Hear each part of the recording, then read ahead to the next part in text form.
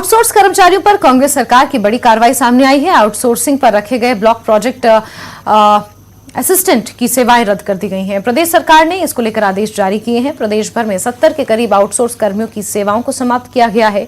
पोषण अभियान के अंतर्गत आउटसोर्स पर रखे गए ये सभी कर्मचारी, इनकी सेवाओं को समाप्त कर दिया गया है।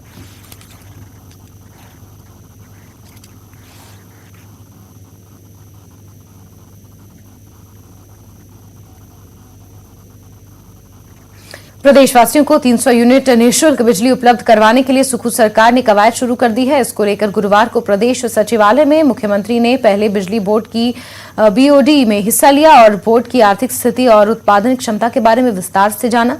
इसके अलावा उन्होंने बिजली उत्पादन बढ़ाने पर भी लंबी बातचीत की। बिजली बोर्ड के साथ बैठक के बाद मुख्यमंत्री ने प्राइवेट इन्वेस्टर्स के साथ बैठक की और प्रदेश में बिजली उत्पादन बढ़ाने की संभावनाओं पर चर्चा हुई।